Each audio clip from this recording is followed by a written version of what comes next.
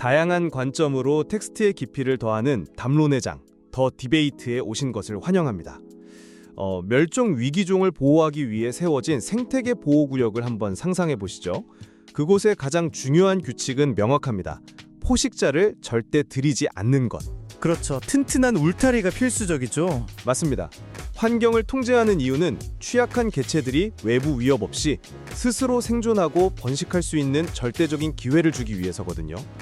그런데 만약 그 세심하게 관리되던 보호구역의 문을 활짝 열고 야생의 사자무리를 그대로 들여보낸다면 과연 어떻게 될까요? 사자들은 그저 본능대로 행동할 뿐 아무런 불법을 저지르지 않겠지만 그 순간 보호구역은 더 이상 안전한 피난처가 아니게 되겠죠. 안도감을 주던 인큐베이터가 순식간에 잔혹한 야생으로 회귀해버리는 셈이니까요. 정확합니다. 오늘 우리가 다룰 주제가 바로 최근 방송계에서 벌어진 이 거대한 생태계 교란 사태입니다.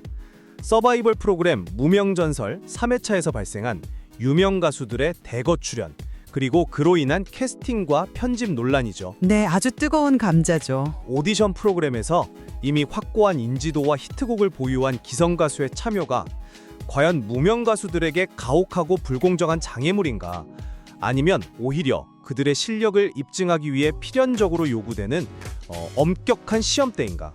이것이 오늘 우리가 마주한 핵심 쟁점입니다. 저는 이 상황이 프로그램의 본질적 의도를 훼손한 명백한 구조적 실패라고 봅니다. 구조적 실패로 보시는군요. 저는 사실 이 상황을 좀 다른 각도에서 보고 있습니다. 유명 가수의 등장을 단순히 생태계를 파괴하는 반칙으로만 규정할 수는 없다는 입장이거든요.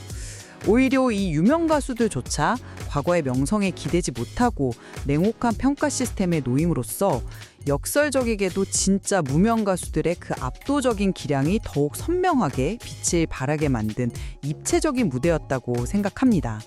입체적인 모델아? 그건 좀 동의하기 어렵네요. 제작진은 시청률을 견인하려고 이른바 치트키로 유명 가수들을 대거 투입했지만 결과적으로는 대중의 외면을 초래했어요. 게다가 당장 생계에 시달리는 진짜 무명 가수들의 기회를 박탈했죠. 그 근거로 3회차에 나타난 구체적인 데이터를 먼저 짚어보고 싶습니다. 방송의 흥행을 수치로 판단하는 것은 중요하죠. 어떤 데이터에 주목하셨습니까? 방송 제작에서 흥행 지표는 곧 시청률과 점유율이잖아요. 무명전설은 3회차 이전까지 6.2%에서 8.0%까지 아주 가파른 상승 곡선을 그리고 있었습니다. 제작진은 편승엽, 신성, 이지훈 등 인지도 높은 기성 가수들을 전면에 내세우면 이 상승세에 날개를 달 거라 계상했겠죠.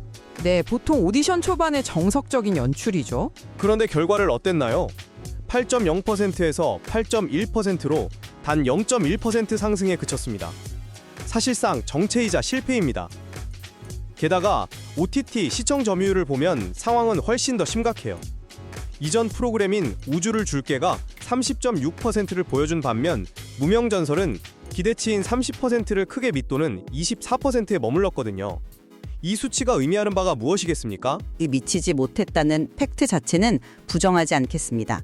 하지만 그 0.1%의 상승을 단순히 대중의 외면이나 실패로 단정짓는 해석에는 동의하기 어렵네요.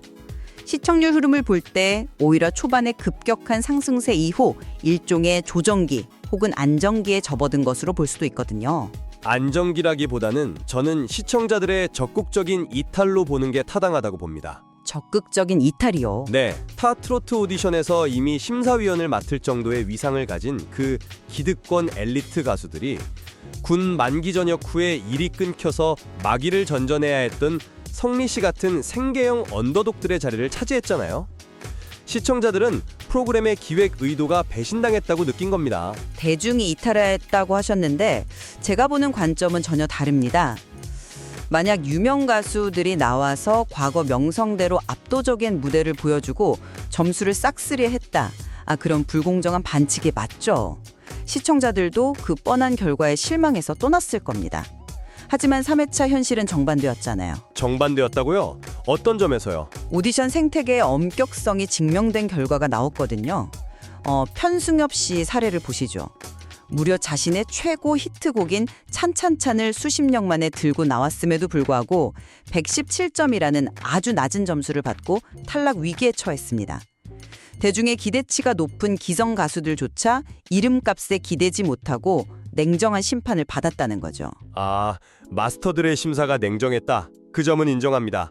기성 가수들이라고 해서 무조건 프리패스를 주지 않은 건 다행이죠. 하지만 여기서 짚고 넘어가야 할 아주 본질적인 문제가 있습니다. 네, 말씀하시죠. 오디션 프로그램에서 방송 시간은 굉장히 한정된 자원입니다.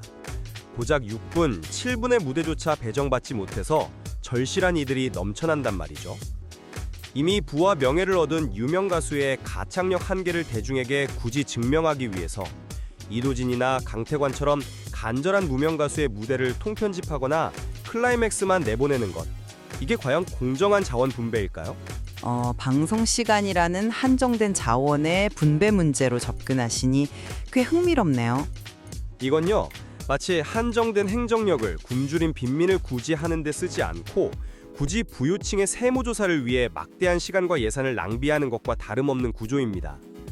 왜 그 귀한 무대를 유명 가수의 한계를 확인하고 그들이 심사위원들한테 혼나는 모습을 보여주는데 소비해야 합니까? 그 시간에 진짜 무명 가수의 노래를 한 곡이라도 더 들려주는 것이 무명전설이라는 제목에 부합하는 연출 아닐까요? 부유층의 세무조사라는 비유를 드셨는데 거기서 간과하신 지점이 하나 있습니다. 어떤 지점이죠? 그 세무조사를 지켜보는 과정 자체가 대중에게는 엄청난 카타르시스와 신뢰감을 준다는 사실입니다. 심사위원의 평가가 어떻게 작동하는지 그 메커니즘을 들여다볼 필요가 있어요. 예를 들어 이찬원 씨의 친구로 화제성을 모았던 황윤성 씨는 111점에 그쳤죠. 그리고 유슬기 씨의 사례는 더욱 극명합니다. 유슬기 씨는 마스터 점수가 아주 높지 않았나요? 맞아요. 마스터들에게 120점이라는 최고점에 가까운 호평을 받았죠. 그런데 관객 점수에서 폭락해서 중간 순위 2위에서 7위로 곤두벅질 쳤습니다. 관객들이 왜 유슬기 씨에게 표를 주지 않았을까요? 관객들이 단순히 무대의 퀄리티만 본 게 아니라 그 가수가 이미 가진 배경이나 유명세를 일종의 감점 요인으로 작용시켰다고 보시는 건가요? 정확합니다. 트로트 오디션의 현장 관객들은요, 고도로 훈련된 팬덤의 성격을 띱니다. 이들은 무의식적으로 방어적 투표를 하는 거예요. 이미 모든 걸 다 가진 기성 가수나 화제성으로 무장한 참가자가 높은 점수를 받으면 자신들이 발굴하고 응원해야 할 진짜 언더독들이 밀려날 것을 본능적으로 직감하는 겁니다.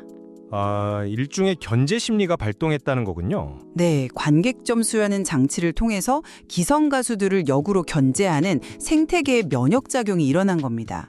이 가혹한 전쟁터 속에서 마스터 점수 최고점인 126점의 관객 점수 146점을 받은 성리, 그리고 관객 점수 141점을 받으며 8위에서 6위로 치고 올라간 최우진을 보십시오. 실력으로 장벽을 뚫었다는 말씀이시죠? 그렇죠. 이들은 유명 가수들이 쳐놓은 거대한 장벽과 관객들의 깜깜한 검증 시스템을 오직 실력 하나로 뚫어냈습니다. 유명 가수들이 없었다면 이들의 146점이 이토록 균적일 수 있었을까요? 관객들의 방어적 투표가 면역 체계로 작동했다. 이 분석은 일부 동의할 수 있습니다. 대중은 바보가 아니니까요. 하지만 저는 아까 말씀드린 간절함과 생존의 기준에 대해서 다시 묻고 싶습니다. 기득권 엘리트와 생계형 언더독을 과연 같은 링에 올리는 것이 윤리적인가 하는 질문이죠. 기득권 엘리트라고 해서 간절함이 없는 건 아닙니다. 박민수 씨 사례를 보시죠. 그는 탑 프로그램에서 탑5에 들면서 큰 사랑을 받았지만 인기의 거품이 꺼지고 대중의 관심이 식어가는 걸 뼈저리게 느꼈습니다. 그래서 무려 20kg을 감량하면서 자신이 여전히 무대에 설 자격이 있는지 증명하러 나왔잖아요. 네, 감량 투혼은 대단했죠. 그리고 편승엽 씨나 조항조, 남진 같은 레전드들 역시 세대 교체의 거센 흐름 속에서 점차 설 자리를 잃어가고 있습니다. 이들에게는 잊혀지지 않기 위한 생존의 몸부림과 증명이라는 뼈아픈 사연이 있어요. 무명 가수의 물질적 궁핍만이 간절함을 재는 유일한 척도가 될 수는 없습니다. 물론 박민수 씨의 감량이나 기성 가수들의 무대에 대한 갈증을 제가 거짓이라고 폄하할 생각은 없습니다. 그들 각자의 세계에서는 그것이 가장 큰 고통이겠죠.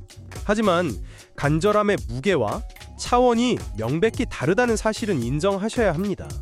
신성 씨를 다시 예로 들어볼까요?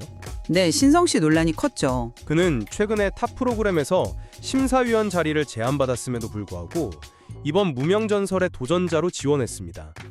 대중이 왜 이걸 멋진 도전이 아니라 과도한 욕심으로 곡해하면서 비판 댓글을 쏟아냈을까요? 뭐 대중의 눈에는 이미 안정적인 지위를 확보한 사람의 끝없는 자아 실현으로 비쳤을 테니까요. 바로 그겁니다. 한쪽이 더 높은 곳으로 올라가거나 잊혀지지 않기 위한 자아 실현의 간절함이라면 성리 씨 같은 경우는 내일 당장 생계가 위협받는 절대적 생존의 간절함입니다.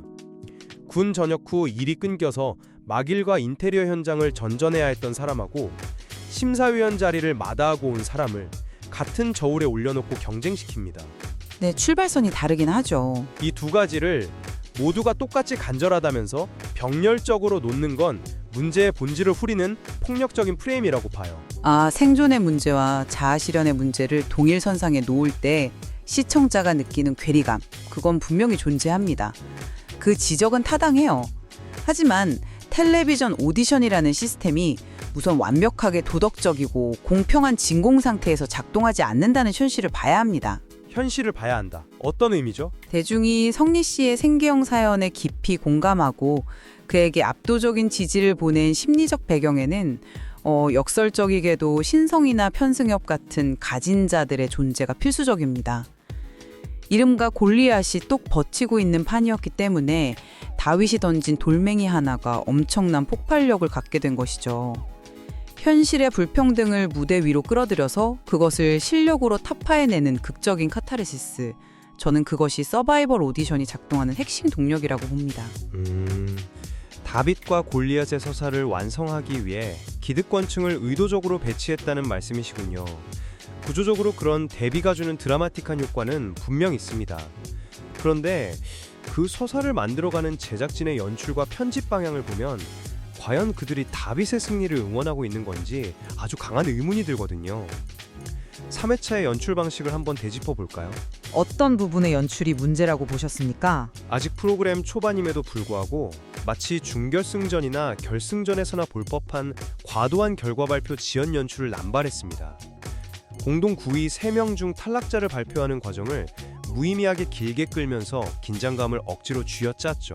아, 그 부분은 편집이 좀 늘어지긴 했어요. 더 참담한 건 서사의 분배입니다. 이지훈 씨 같은 기성 가수에게는 연습실에서 땀 흘리는 장면, 개인적인 고뇌 같은 백그라운드 스토리를 듬뿍 담아서 방송에 내보냈어요. 반면 말씀하신 그 언더독 다윗들은 어떻게 되었습니까? 기성 가수들에게 밀려서 무대가 통편집되고 애매하게 탈락자가 발표되는 수모를 겪었죠. 심판인 제작진이 골리앗에게만 서사라는 강력한 무기를 쥐어주는 형국인데 이게 어떻게 공정한 링입니까? 아, 연출이 다소 과격하고 자극적인 끊기 신공을 남발했다는 점, 그리고 서사 배분의 불균형이 시청자의 눈살이 찌푸리게 했다는 점은 저 역시 일정 부분 공감합니다. PD들이 흔히 쓰는 시청률 견인 공식을 너무 안일하게 차용하긴 했죠. 네, 아니란 선택이었죠. 하지만 그 불합리해 보이는 편집 시스템 안에서도 결국 작동하고 마는 현장 관객의 힘에 주목해야 합니다. 방송 시간과 편집권이 기선 가수에게 몰렸지만 최종적인 결과는 어떻게 되었습니까? 진행자께서 방금 언급하신 이도진 씨의 사례를 한번 보시죠. 이도진 씨요? 그분은 성대결절을 극복한 사연조차 제대로 조명받지 못하고 사실상 무대가 잘려나갔잖아요. 맞습니다. 방송으로만 보면 완전한 패배자여야 하죠. 그런데 이도진 씨의 관객 점수는 무려 147점, 거의 만점에 가까운 점수였습니다. 결과적으로 그는 중간 순위 12위에서 8위로 수직 상승하며 살아남았죠. 이게 무엇을 의미할까요? 저는 이 현상을 약간 킹메이커의 역설이라고 부르고 싶습니다. 킹메이커의 역설이요? 유명 가수들이 오히려 무명 가수를 왕으로 만들어주었다, 뭐 이런 뜻입니까? 그렇습니다. 방송국이 왜 굳이 엄청난 출연료를 감수하면서 유명 가수들을 섭외했을까요? 그들은 본질적으로 오디션의 경쟁자가 아니라 프로그램의 마케팅 예산이자 관객 동원기로 기능합니다. 현장 방청객의 상당수는 사실 유명 가수들의 거대 팬덤이거든요. 아, 그들이 관객석을 채웠다. 기대하지 않았던 무명 가수들의 미친 퍼포먼스를 눈앞에서 목격한 거예요. 편집실에 가위질이 개입하기 전 날것의 라이브에 압도당한 이 팬덤들이 기꺼이 무명 가수들에게 높은 점수를 던진 겁니다. 즉, 기성 가수들이 끌고 온 거대한 팬덤 인프라가 결과적으로는 통편질의 수모를 겪는 무명 가수들을 수면 위로 끌어올리는 불가피한 장치로 작동했다는 거죠. 유명 가수들이 엄청난 관객을 스튜디오로 동원하는 미끼 역할을 했고 그 낙수 효과로 인해 결과적으로 무명 가수들이 살아남았다는 분석. 상당히 날카롭습니다. 하지만 저는 그러한 낙수 효과에 기대어서 프로그램을 운영하는 것 자체가 너무나 기형적이고 위험한 도박이라고 생각합니다. 어떤 면에서 위험하다고 보십니까? 관객들의 집단지성은 아주 훌륭하게 작동했는데요. 당장은 현장 관객들의 방어적 투표나 실력주의가 작동했을지 모르죠. 하지만 방송 구조 자체가 유명 가수의 화제성에 기생하는 형태가 고착화된다는 게 문제입니다. 실제로 유명 가수들이 나오니까 그들만의 잔치 같아서 안 보겠다는 대중의 반발심 때문에 지금 전체 시청률이 정체되고 있잖아요. 그런 시각도 있죠. 이는 이 프로그램을 통해서 진짜 빛을 봐야 할 수많은 무명 가수들이 자신이 통제할 수 없는 기성 가수에 대한 대중의 피로감 때문에 함께 외면받는 결과를 낳습니다. 더 우려되는 건 다음 주 예고편이에요. 기성 가수와 무명 가수의 합동팀 미션이 예고되어 있죠. 네, 서바이버 오디션의 아주 단골 포맷이죠. 그러니까요. 유명 가수의 거대 팬덤 화력에 무명 가수가 원쳐가야만 살아남을 수 있는 구조, 혹은 유명 가수가 무명 가수를 들러리 세우는 구조가 만들어질 가능성이 농후합니다. 무명 가수가 자신의 온전한 실력이나 서사로 대중과 소통하는 것이 아니라 유명 가수의 후광 효과에 기대어 생존해야만 한다면 그게 과연 무명전설이라는 프로그램의 본질적인 취지에 부합한다고 볼 수 있을까요? 기생이나 들러리라는 표현은 다소 좀 비관적인 전망이네요. 저는 그 합동팀 미션을 연대와 경쟁이 교차하는 궁극의 시험대로 봅니다. 궁극의 시험대요? 이미 3회차에서 증명된 사실이 하나 있거든요. 유명 가수의 팬덤이라고 해서 무조건 맹목적으로 표를 던지지 않는다는 겁니다. 유슬기 씨나 편승엽 씨의 점수 폭락 사태가 그것을 명백히 증명하죠. 그건 맞습니다. 앞으로의 경연에서는 기성 가수가 무명 가수에게 묻어가려다가 관객의 날카로운 눈초리에 들통이 날 수도 있고요. 반대로 무명 가수가 기성 가수의 안정적인 리드와 경험치 덕분에 자신의 잠재력을 200% 폭발시킬 수도 있습니다. 계급장과 이름표를 떼고 오직 마이크 하나에 의지해서 맞붙고 또 섞이는 이 콜로세움이야말로 대중이 가장 열광하는 텔레비전의 문법이죠. 오늘 우리는 무명전설 3회차라는 텍스트를 두고 전혀 다른 두 가지 시선으로 치열하게 접근해 보았습니다. 저는 유명 가수라는 기득권의 과도한 비중과 편파적인 편집이 원래 빛을 봐야 할 무명 가수들의 기회를 박탈하고 방송의 본질을 훼손한 구조적 실패라고 보았고요. 반면 저는 기성 가수의 참여로 형성된 그 압도적인 장벽과 엄격해진 심사 기준, 그리고 그들이 동원한 팬덤 인프라가 역설적으로 성리나 이도진 같은 진정한 실력자의 가치를 증명하는 가장 강력하고 효과적인 촉매제가 되었다는 입장이었죠. 네, 두 관점이 아주 팽팽하게 맞섰습니다만 한 가지 분명하게 동의할 수 있는 지점은 남는 것 같습니다. 텔레비전 화면 밖의 대중, 그리고 무대 앞의 관객들은 결코 호락호락하지 않다는 사실 말입니다. 화려한 조명이나 자극적인 악마의 편집 뒤에 가려져 있어도 결국 진짜 땀의 가치와 절박함에 담긴 목소리는 어떻게든 시청자의 귀에 가닿게 마련이죠. 향후 진행될 미션들에서도 결국 압도적인 실력이라는 단 하나의 본질만이 대중의 최종적인 선택을 받을 것입니다. 전적으로 동의합니다.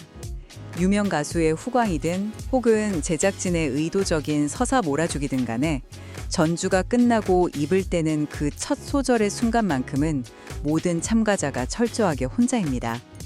시청률 정체와 쏟아진 비판 댓글들 역시 뒤집어 생각해보면 이 프로그램과 무명 가수들에 대한 대중의 기대치가 그만큼 높고 뜨겁다는 걸 방증하는 결과물이니까요. 방송 첫무리에서 이야기했던 생태계 보호구역의 사자몰이를 다시 한번 떠올려봅니다. 약한 개체들을 튼튼한 울타리 안에 가두고 온실 속 화초처럼 보호하는 것만이 멸종위기종을 살리는 유일한 길일까요? 아니면 압도적인 포식자가 득실거리는 야생의 한복판에 던져넣어 가장 날카로운 발톱을 스스로 벼려낸 개체만이 새로운 생태계의 지배자가 되도록 두는 것이 자연의 섭리일까요? 끝까지 고민해볼 문제네요. 서바이벌 오디션 프로그램이 완벽한 진공 상태의 공평함을 추구해야 하는지, 아니면 불평등한 현실 세계를 축소해놓고 그것을 실력으로 깨부수는 드라마를 보여주어야 하는지, 이 질문에 대한 정답은 아마도 남아있는 방송의 몫일 겁니다. 그리고 그 모든 과정을 지켜보며 최종적인 가치를 판단하는 것은 언제나 텍스트를 마주하는 여러분의 몫이겠죠. 이것으로 오늘의 담론을 마칩니다.